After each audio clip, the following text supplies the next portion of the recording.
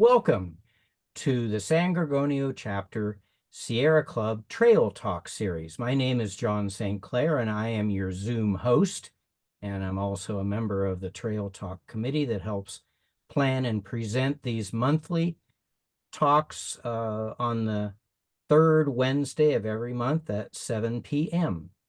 And I want to set the ground rules for this presentation. We're really excited about hearing about what our libraries are doing.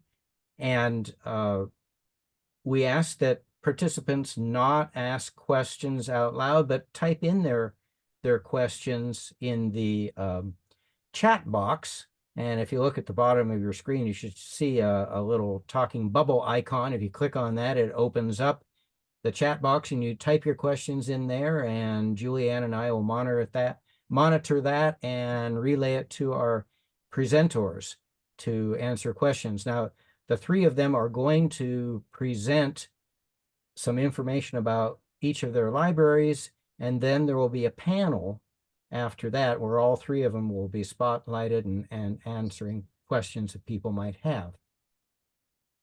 So I do want to remind you that this is being recorded so that if you have to leave halfway through or you really like the presentation, you want to share it with someone else, by tomorrow morning, it should be posted on the San Gorgonio Chapter YouTube channel, and you can watch it at your convenience there. So at this point, I'm going to introduce Julianne Anderson, who is also on the Trail Talk Committee. And Julianne is also an outings leader in San Gorgonio Chapter, and now is co-chair for the outings of she's the chapter co-chair for the outings program in the San Gorgonio Chapter. Lucky me. Yes, and she will introduce our other people. Yes. And I've got to get rid of me.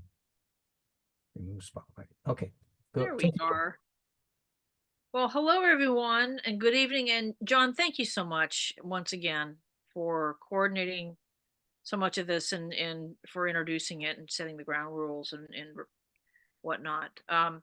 As John mentioned, I'm Julianne Anderson, and I'd like to introduce our three wonderful guests who are doing such important work for the outdoor community and for the community in general. Our librarians, three of our librarians from three major libraries in the inland region, the desert region.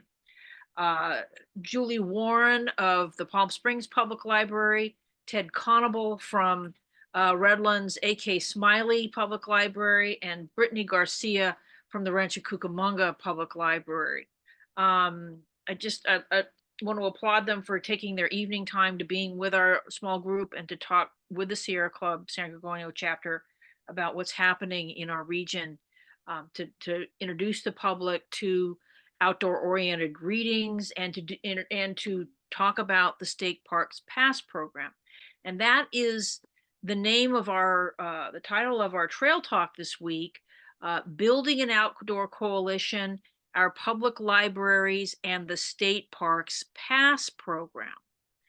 And our librarians will tell you what that is all about, but I want to introduce all three of them because they have wonderful and varied backgrounds. And we're going to move from east to west, and starting with our desert colleague, Julie Warren.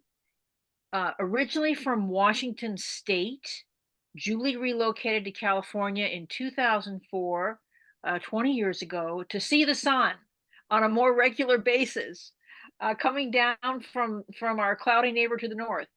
She has a degree in communications, political science, and marketing. She worked in corporate marketing for Microsoft for over 10 years in various positions, and then became a department manager for Nordstrom, in charge of internal communications for the company. In 2006, she joined the Palm Springs Public Library as the Library and Public Services Manager. Lucky us. In the past, she has served on the board of the Palm Springs Writers Guild and as the Public Relations Chairperson for 4 years for the California Library Association. and served on the marketing committee for the Palm Springs Chamber of Commerce. My goodness. She is part of the team that created Palm Springs Speaks, a speaker series, www.palmspringspeaks.org. In 2019, she co-founded the nonprofit LGBTQ plus History and Archives of the Desert. So important. As an LGBT person myself, that history is so important. So thank you, Julie. And helped the Palm Springs Public Library Foundation create and present Pride on the Page Book Festival, celebrating LGBTQ voices, and www.prideonthepage.org. She has also written articles and columns for several local publications and volunteered as a baby cuddler in the NICU Department of Desert Regional Hospital. She lives in Palm Springs with her wife and their fur baby, Lucy. Yay. Fabulous. Thank you for that wonderful paragraph that we can share. Now, I'd also like to introduce our colleague from Redlands, Ted Conable. Ted is the principal librarian at the A.K. Smiley Public Library in Redlands. And as I'm sure he'll elaborate a little further, the Smiley brothers came to Redlands and founded the town. They were Union veterans and they came from back east and they founded the city. And the library was named for A.K. Smiley, one of the brothers. Hence, that's why it's not the Redlands Public Library, it's the A.K. Smiley Public Library in Redlands. And Ted worked previously in Riverside County as the branch manager, as he was just sharing with us, for the Cabazon and Calamasa libraries. With a background in archives, nonfiction writing, and library administration, Ted aims to bring the historical library, and it's a beauty, up to a modern standard while setting it up for another century of service. In his spare time, he enjoys writing, cooking, and hiking in the desert. Thank you, Ted. Thank you for hiking in the desert and writing and cooking. And finally, our most westerly librarian and colleague is our friend Brittany Garcia of the Rancho Cucamonga Public Library. Brittany and she uses she, her pronouns, is the Adult and Teen Services Supervisor for the Rancho Cucamonga Public Library. She began a career in libraries 10 years ago and has worked as technology and young adult services librarian. Yay! As a library kid, I loved the young adult librarians that got me reading for my whole life during her career. She has an interest in accessibility and sustainability of library services, mentorship, and digital literacy. So fabulous. Thank you, and much applause to our three librarian colleagues who are joining us this evening. Now, we are going to have a treat in that, again, going east to west, we're going to have some presentations from each, and then we're going to open it up to questions from the panel, or for the panel. And we're going to begin with a brief PowerPoint by Julie, a brief oral presentation about the State Parks Pass program from Ted, and then a brief PowerPoint from Brittany. So we'll hit Palm Springs, Redlands, A.K. Smiley, and Rancho libraries. So, Julie, are we ready to share screen on your PowerPoint? Yes. Here we are. I see it. Yay. Yay. Looks good. Okay, there it is. Oops, we got next slide again. Yeah, there we go. There we go. Yay. Well, thank you so much for having me and this opportunity. I really appreciate it.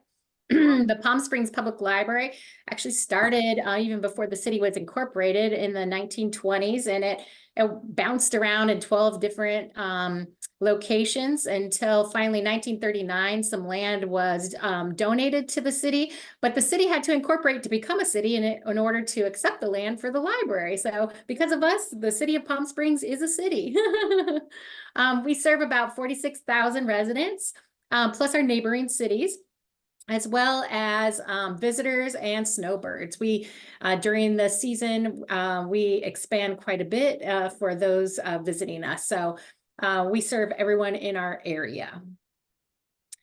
So I am going to talk to you about our California State Park Pass hang tag and our Discovery backpacks. I'm the manager of that project. I wrote the grant, it was something that we were very intrigued with when presented from the California State Library for this partnership.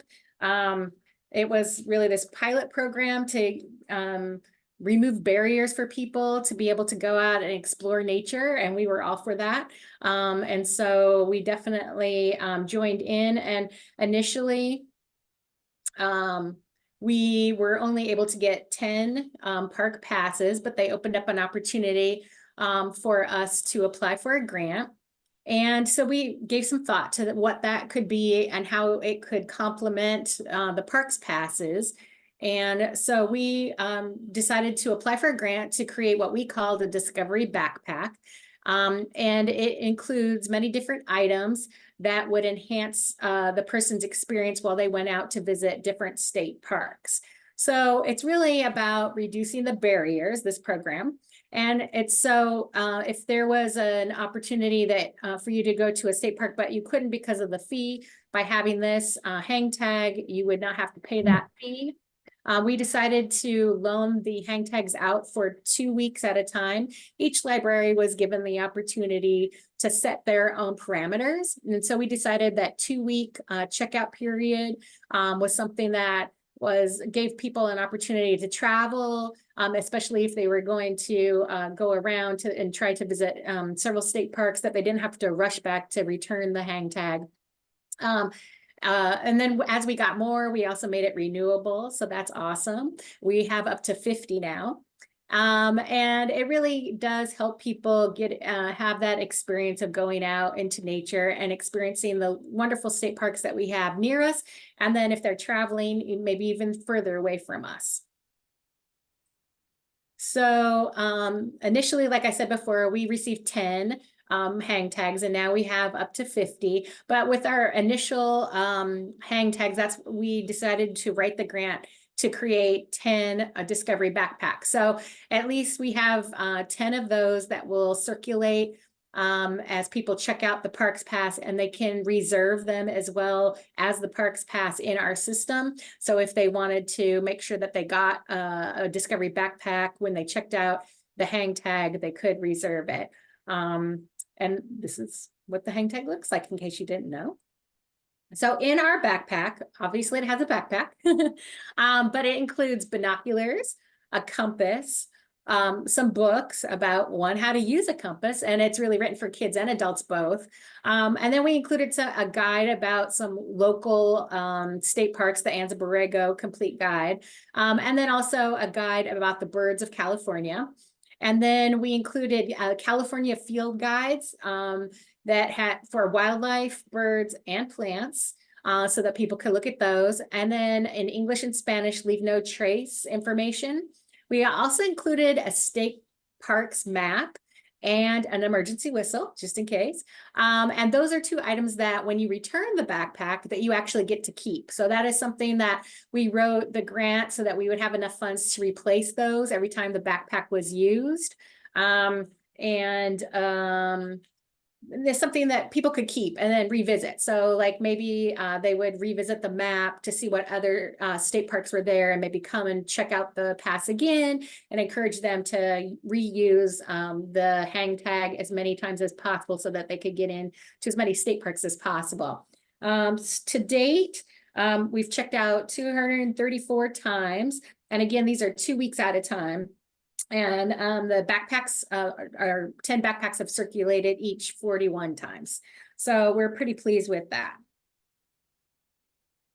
So we have lots of different events and programs. We do over 300 events and programs per year. We have author talks, lectures, film screenings, story times. Right now there's a nature lecture going on about desert insects. We partner with lots of different organizations to present these lectures, and we always have something going on. So there really is something for everyone to explore here at our library. We have some upcoming events I definitely want to share. Next Wednesday, March 27th, we have our annual Family Fun Fest. This will be the 11th time that we've presented this to the community, and it's a free event. And we invite lots of different organizations, and Sierra Club of San Gorgonio is going to be with us next week. Yay! And it's a really great opportunity. We have hundreds of people that come out.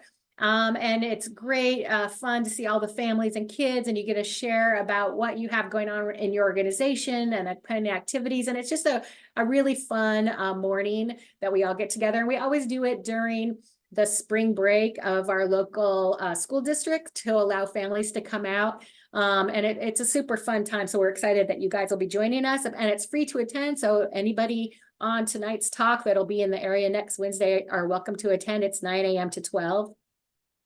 And then we have our summer reading program every summer in June and July, and it's a different theme every year. And this year's theme is Read, Renew, Repeat, and it's all about sustainability, environmental concerns. And again, we've invited the Sierra Club to present about leaving no trace. So thankful that you guys are doing that with us. Thank you.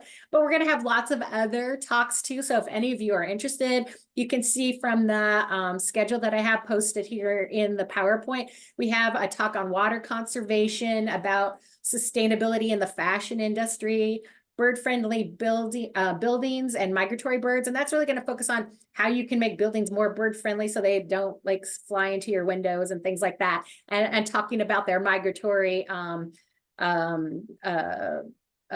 practices. There you go. Couldn't think of the word. And then home efficiency 101. So lots of different things gonna be going on here. And during the summer, we kind of ramp up things. So we have a program every single week during summer reading. So it's quite busy, but it's super fun and free to attend and free to participate. So we encourage everyone to do that. And you don't have to live in the area to come and participate in our lectures or any of our programs. So we invite everyone. And that's kind of all I have to share. Thank you. Okay. Fabulous. Just Julie, we've got a ton of questions for you in the chat, but why don't we save it until we get through the 3 presentations? Right. Ted, why don't we toss it over to you? How have things been going in Redlands? How has the public received the State Parks Pass program, and basically what's going on there? Hi, Julie, thanks. So it's interesting because we've actually been kind of hands off with it. The last librarian during COVID sort of introduced it, and there was a big public announcement. It was on our website. We did an email that went out to all of our patrons basically saying, hey, we have this thing. And ever since then, it's kind of survived on word of mouth. We only have 12, and we're looking into getting more, but we basically always have at least 8 that are out. We have kind of a waiting list. We've got holds. So they're always circulating. So one of the things I wanted to get from joining this panel is to see what other libraries were doing to see how we could promote it better. Although I'm not even sure we need to. Maybe if we have 50 like Palm Springs, then we can get more of them going. But for the most part, I think it's because we're kind of in a good area for a lot of hiking trails. We're near the foot of the mountains. There's close proximity to the desert. So there's a lot of stuff in our area that's, you don't exactly think, oh, Redlands, that's not really outdoorsy. But it's sort of a gateway to a relevant area. So I think a lot of people are interested in the Park Passes program and getting outdoors, especially these days because the weather's been so beautiful the last couple of weeks. And we're also trying to promote that with things like updating one of our gardens to be more eco-friendly and with California natives. We recently found out one of our gardens is actually an attractant for an invasive species of stink bug. So we're getting rid of all that stuff and updating it to the 21st century, all that kind of fun stuff. And other things like we're thinking about getting a seed library set up at Redlands. So just trying new things and seeing what sticks, and trying to be, not just books. We're trying to be a social hub for not just our community, but Southern California in general. And the Parks program is definitely part of that. So we're looking forward to improving and expanding that, and working with other libraries, seeing what you guys are doing, and getting all this going. So it's been great so far. Oh my goodness, what that is fascinating. And questions about seeds and maybe fitness walks starting at your beautiful library, but they're in the chat. Fabulous take on this, Ted. You just stimulated a whole lot of questions. Brittany, let's hear from you. Perfect. And do you have your PowerPoint ready to share? I do. I just need to make it a little bit bigger. There we go. Okie dokie. Well, thank you so much for having me. My name is Brittany Garcia, as you heard, and I'm with the Rancho Cucamonga Public Library, and I'm going to talk to you, as everybody else has been talking about, Park Pass. And what we did here at the Rancho Cucamonga Public Library with the grant that Palm Springs also was awarded, and our Library of Things. So a little bit about the Park Pass, just for additional background, just in case. Julie talked about them. They're hang tags. It was a partnership between the California State Library and the California State Parks. They issued over 26,000 passes to libraries all across the state. They're good for one motorcycle or one vehicle and all occupants inside. 200 parks, 200 plus. I think it's just a little bit north of 200 parks available. They're working on that relationship constantly to see if they can get more. We started with 4 park passes when it was announced. I believe we found out we were going to receive them, but we had not yet received them when I think ABC News or LA Times, someone did a big news article and said, go to your library, you can go to the state park for free. And then all these people came and were like, we don't have them yet. And we'll only have like 4 when it happens. And because of the demand and because of how much our patrons enjoyed them, we have applied over and over and over to receive more, showing our statistics that our demand is high. And we have over 100. And as Julie was mentioning, each library can set their own parameters of how long they check out. And currently we only check them out for a week. We don't charge late fees. So if you happen to hold on to it a little bit longer, it would be okay. And we have quite a few, but during the spring and summertime, we maybe have 1 or 2 on the shelf, maybe. So right now, I believe we only have like, and I shouldn't say it that way, but we have about 20 or 30 checked out for those that are using them for local parks. But during the spring or summer, it's very, very popular. So with the Park Pass and how popular it was, there was the opportunity for the Park Pass grant. So along with Palm Springs and some other libraries, we were in the first round of grant awardees for $5,000. And the point of this grant was to reduce barriers and allow people to really go outside and improve their health and especially the underserved communities that were having so many barriers to getting outdoors. And so we decided, you know, we could take this $5,000 and combined it with one of our newer collections that came out during the pandemic, our Library of Things. So what is a Library of Things? We received about $75,000 in 2021 to start a Library of Things. We did have previous items before, like kits and backpacks and things of that nature, but we wanted to provide our public with physical items during the pandemic, like guitars, board games, toys, webcams, blood pressure cuffs. We now have over 256 items in our collection with duplicates.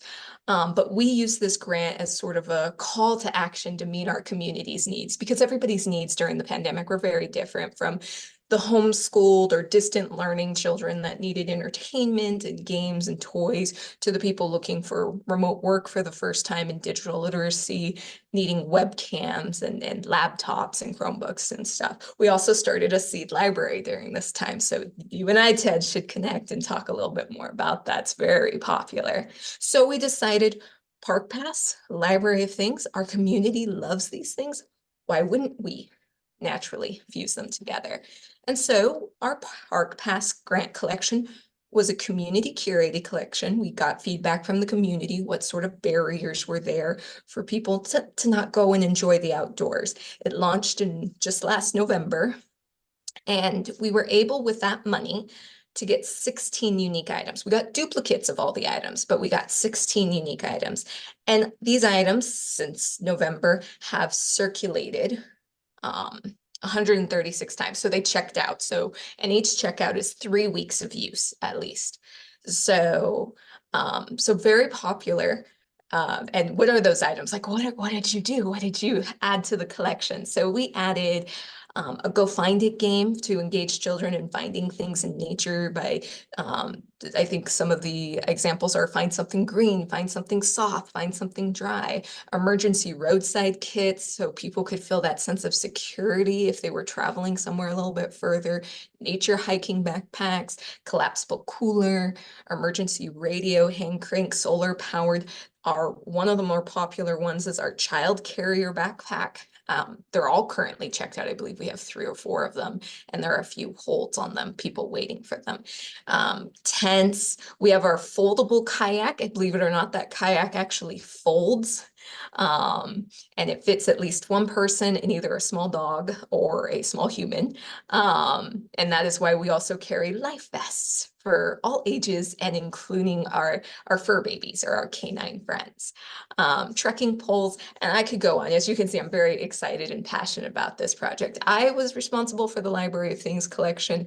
My subordinate, Christina Almeida, who could not be here this evening, was responsible for the Park Pass grant, but we worked very closely together because she had to be brought on for the Library of Things aspect of it. But our community loved this collection. The grant required that we give surveys for each of the item that checked out. And so these came back from some of those, as well as outreach saying people were more likely to visit a state park because of our program, or they're more likely to spend time outside because we had these resources for them.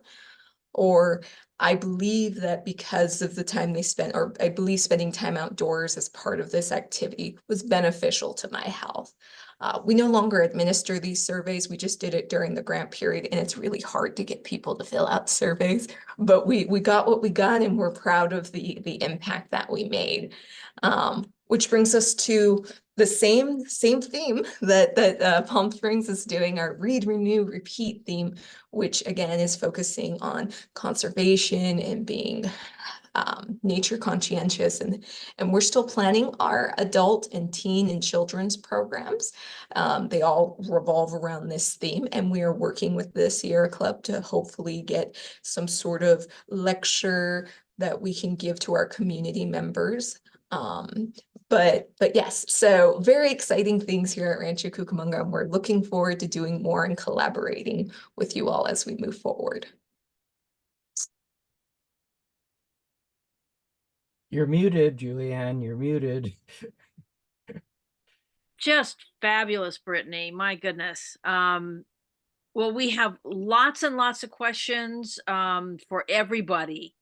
And let's just get to those as we reconstitute everybody as a panel.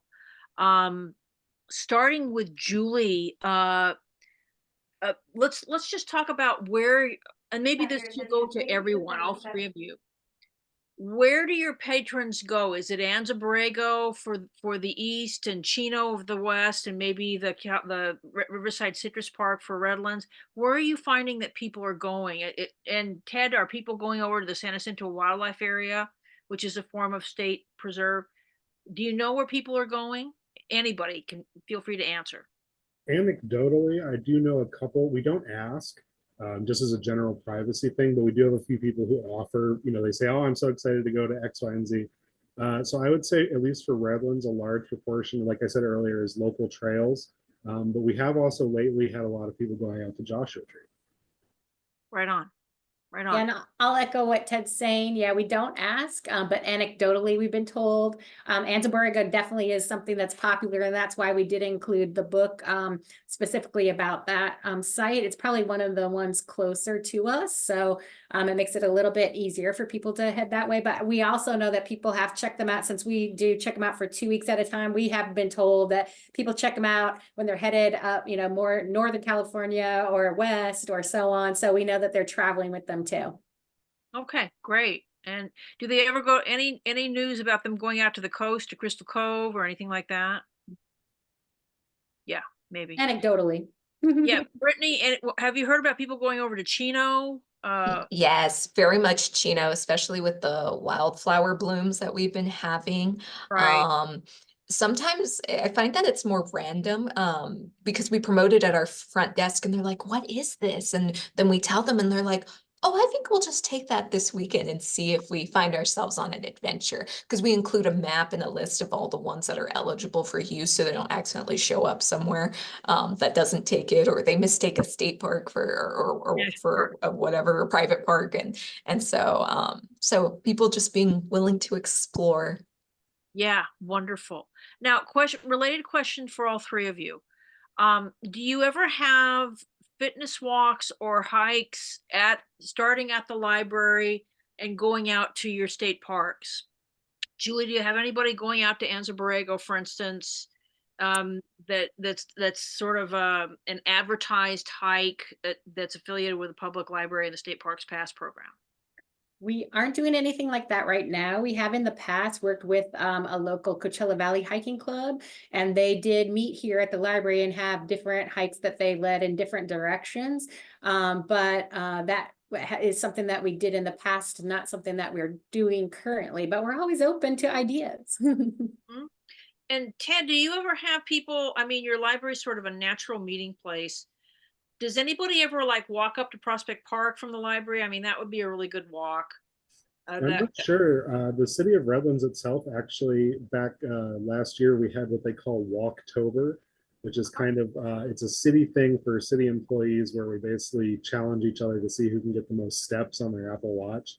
Right. So we're all, walking around the city and stuff.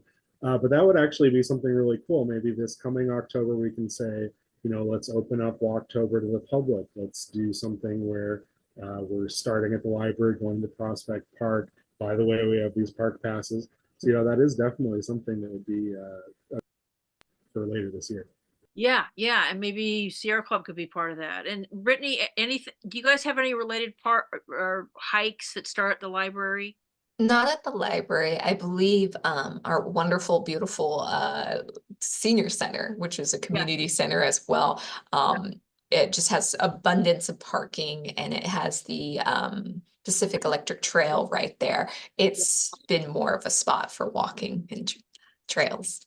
Very interesting. That would be kind of a natural place. And has anybody kind of hooked up with the Chino? I mean, saying, look, we'll shuttle from the library or the senior center over to Chino with the state parks pass program and an organized hike. We have not, no. Thing to think about. Possibly a Sierra Club hike. Good idea. Okay. Let me go on, guys. Are children or adults using the Discovery backpacks more, or do you know? Probably adults, but I would say families use them and check them out and use them.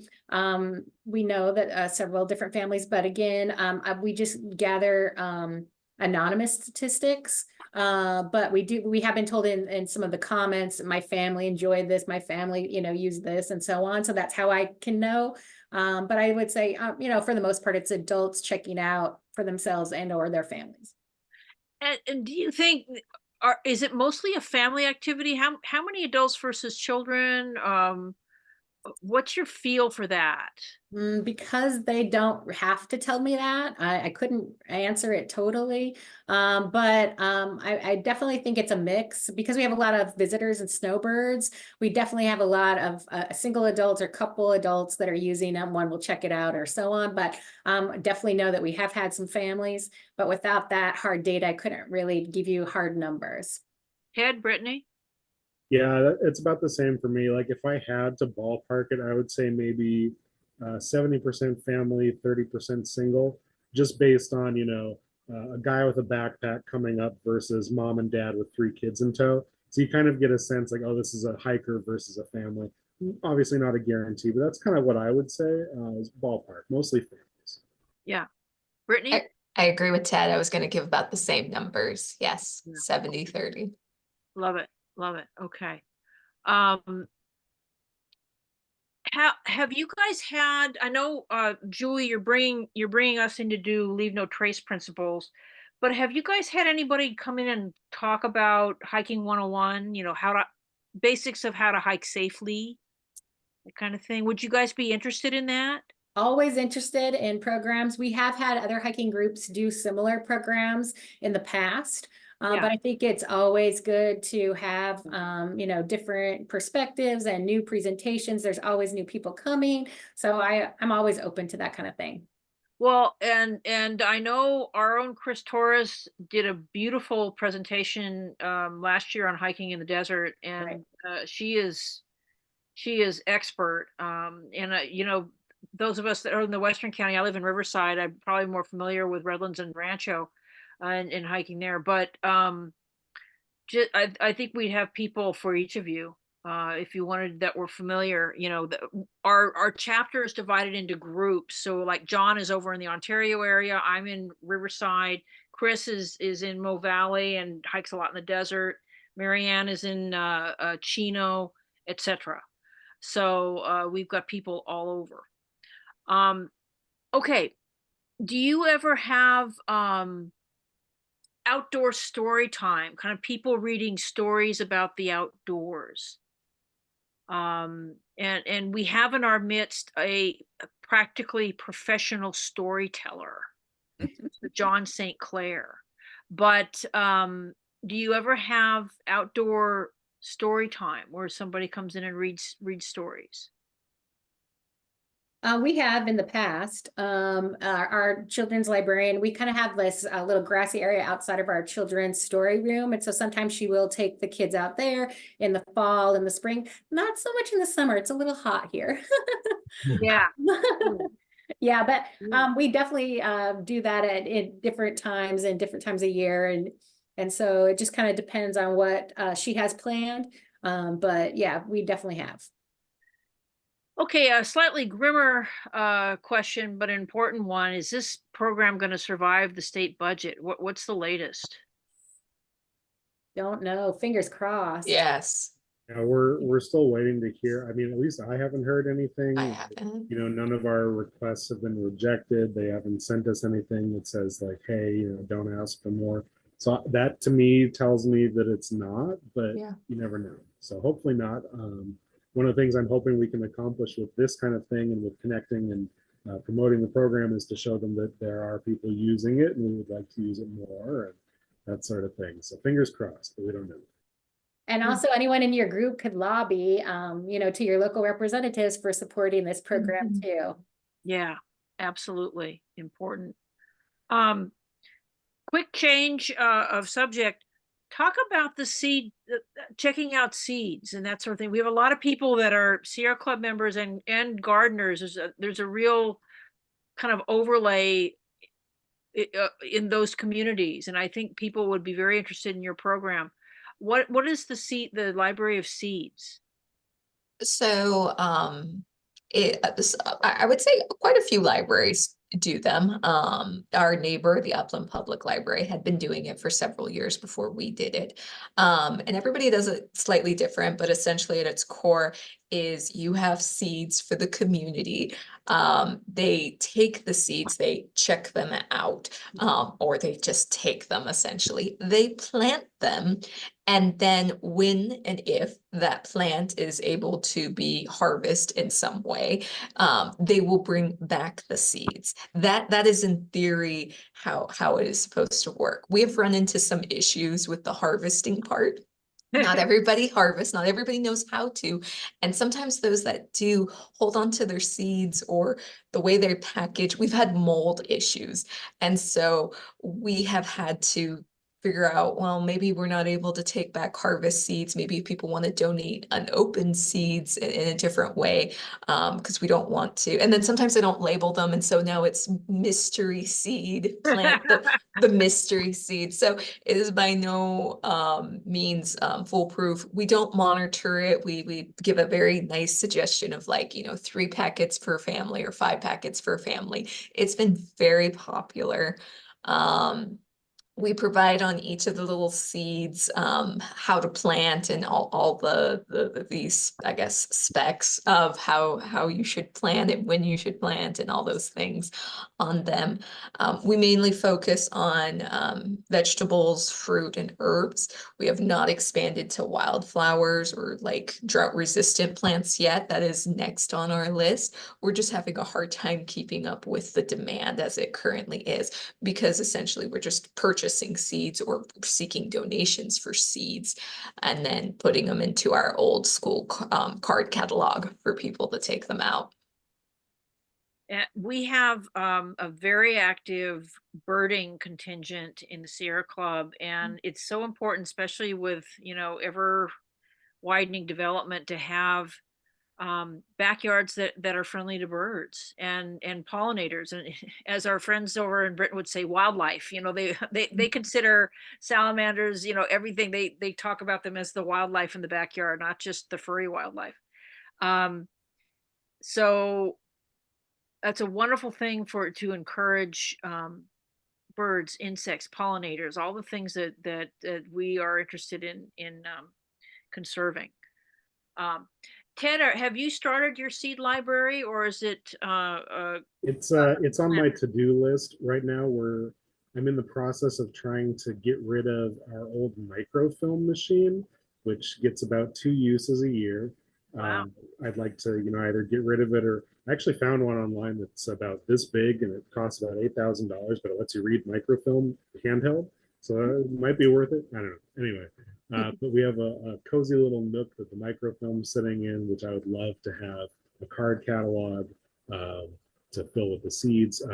Redlands, they love gardening. It's a very active garden community. We have a few horticultural clubs who we've been working with on our garden revamp. So it's something that's kind of near and dear to the community that we'd like to promote. So it's definitely some good ideas coming from Rancho Cucamonga that I'll be incorporating. Any seeds out in the desert? Any of our desert sustainable plants out there, Julie? Yes, actually, we actually have just been working with our sustainability department, and we are getting close to starting a seed library here as well. And we have a community garden, very active community garden, and so they're very anxious for us to do this. And so we should be starting this very soon. So Brittany, I might be reaching out to you. Love it. Love it. One thing I did want to mention to all three of you, and Brittany really raised it when she kind of gave the history of the State Parks Pass program, about how the goal of the state parks and the state library was to increase outdoor equity. That is practically one of our top goals in the Sierra Club, is to increase outdoor equity, to remove barriers that prevent people from getting outside. Either, it's too expensive, or lack of knowledge, discomfort, just feeling that they've never gone before. So this is a huge mutual goal that we have. And we'd love to help you in any way to increase that. Another question, talk about the kayaks. Talk about the kayaks. Okay, so I'm sure, as Ted and Julie know, space is always a concern when it comes to libraries. And so when you tell people you're going to have a library of things, and there are coffee makers and air fryers, and you tell people we're going to have a kayak. So we chose, and I'll actually drop a link into the chat if that's helpful, but I'll also name the brand for the video so that people are able to search. So it's Oru, I believe I'm pronouncing that correctly, foldable kayaks. Our kayak is actually the inlet, excuse me. And it takes, well, once you know how to fold it, it takes about 5-10 minutes to collapse and to open and to secure and everything. I apologize that I don't know off the top of my head what type of material it's made out of, but it has about, I believe they say, about 3,000 uses or 3,000 folds in it. So, so we're hoping to get quite a bit. They were a little pricey. That's where a lot of the grant money went towards, if I'm being honest. It also has a very fancy backpack that also fits the oar and some other items that it comes with. The seat, it has a seat, it has a cushion. It's very, very nice. So let me go ahead and drop that link into the chat for you all. Wow, Brittany, I could see people taking it up to Big Bear. I've kayaked at Big Bear Lake. It's beautiful kayaking up there. And take the fur baby, put the flotation device on the fur baby. Yes. We have one. We have a life jacket for our dog. And It's needed. go. Hey, And- we have a new question. Is there a statewide library association or organization you belong to that could gather the usage numbers from the state parks program? There is, yes. They, I believe, require us quarterly to report how many checkouts and how many passes, and I believe there's additional information. Julie, I see you're nodding. I'll let you take over. I was just gonna say, yes, 100%. We have to submit reports to the state library, and they're working in collaboration with the state parks. And so they share information, is my understanding. But yes, what Brittany says is true. We have to report quarterly for usage. Well, I don't know how accessible that information is. Like I also send quarterly statistics, but I don't see, the state statistics. I'm not sure if that's something I can access on their website or ask them, but I'd be curious. Right. But yeah, we send them information. I don't know how much we get.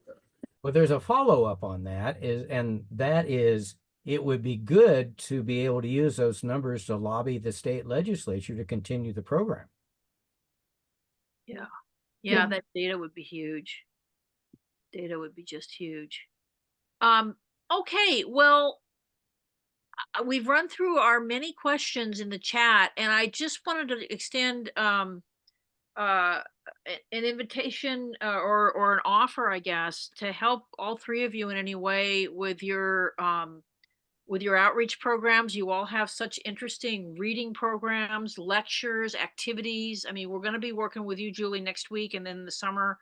And Brittany, I hope that we can work with you this spring and summer to do some lectures of any kind. And Ted, we would be delighted. Yeah, I'm going to do one for Brittany. Yeah, absolutely. And I'm Yeah. thinking, how can we organize? I mean, I'm outings co-leader. How can we organize some hikes that start at each of your libraries? Even if it's just a community hike, but all three of you have such walkable cities. I mean, I could see us walking along the Pacific Electric Trail even from the library in Victoria Gardens, if not the senior center. Ted, Redlands, Maggie and I walk our dog there all the time, and we're there. Right, and the library is right next to the senior center too. So once they're back open, they probably would like to join as well. Yes. So yes. am I. I'm right next to a senior center in a park too. So we have lots of different communities that might enjoy, and one of our local initiatives is not only to do, the heavy duty outings up in the mountains and out in the desert, the multi-mile outings, but also nearby nature and fitness walks, so that we get everybody involved, people with children, people who are older and may not want to do the 10, 14-mile walks anymore. But, so we open the entire community, or open ourselves up to the entire community. So something to think about. And I can just see, a lecture this summer, and then hiking or walking affiliated with that, getting people outside, getting people to think about conservation. And the other thing we did want to, I'm sure you're all three aware, but we do have this wonderful new proposed national monument, Chuckwalla, which is to the east of Joshua Tree, and it's going to effectively double the size of what's protected in Joshua Tree National Park. So it hopefully will be starting like Joshua Tree did under Franklin Roosevelt, 90 years ago, as a national monument, and preserving those beautiful lands to the east of Joshua Tree National Park, and it'll go close to the Arizona border. So for you, Julie, I mean, that's going to be a huge new area for people to explore. Yes. Protected national monument land. And Ted, not that far from you, and people can certainly jump in the car from Rancho and drive an hour and there they'll be. So anyway, but we want to talk about that kind of conservation. And if you ever want us to come out to your libraries and talk about those upcoming huge things, as well as the Salton Sea, what's going on up in the local mountains, with our fairly new national monuments up there, and what Sierra Club is doing to help, uh, statewide and nationally. I mean, today there was huge news. President Biden announced new regulatory rules to promote electric vehicles, and check your newspaper. It just hit the news today. Yep. It's going to have a huge impact. So anyway, much to do and much to work together with you all. So thank you so much. I know, Julie, it's 5 to 8. You got to lock up your library.